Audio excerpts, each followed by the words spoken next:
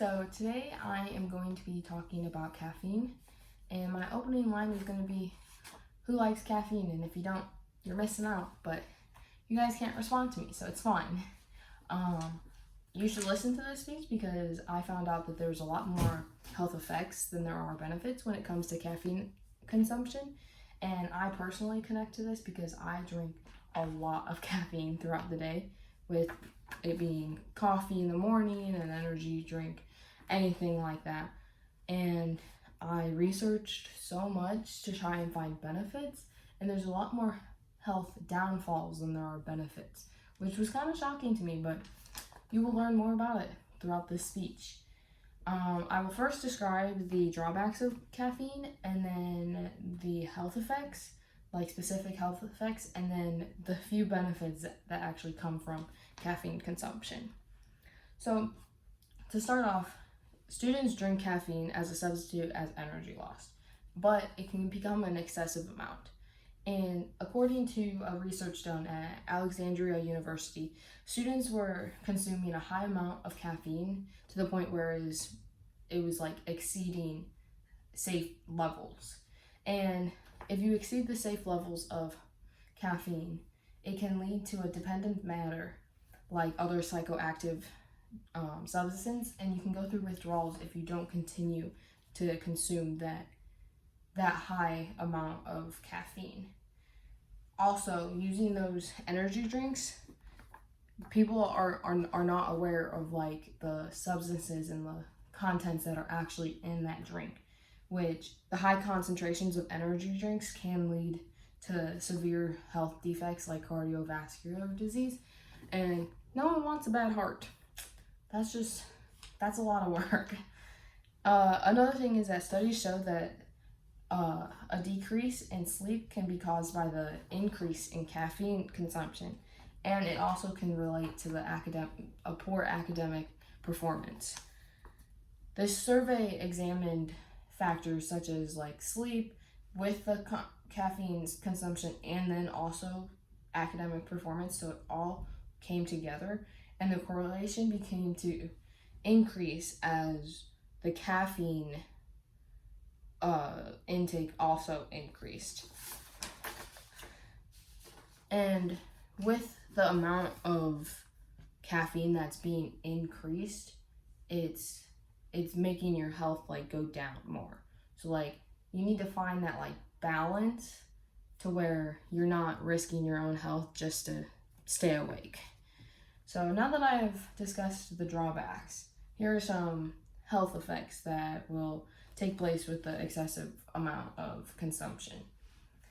These health effects are harmful with the intake of caffeine.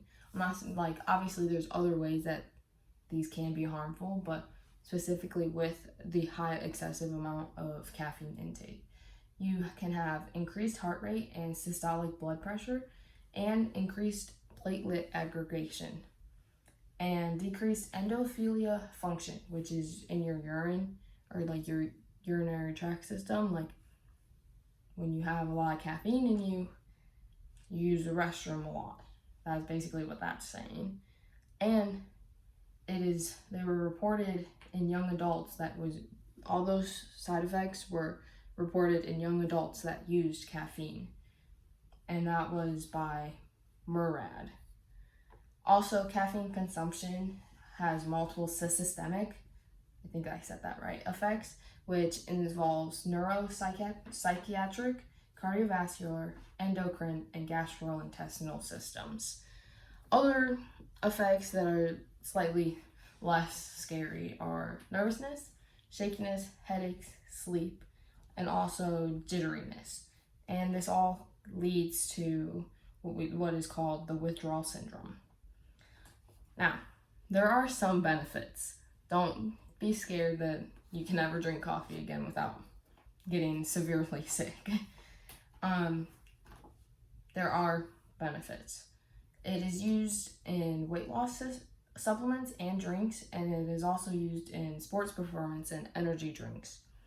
Caffeine intake increases fatty acid oxidation, and it spares the glycogen and it prolongs your duration of exercise, which also would make sense because of when you're caffeinated, you have a higher energy.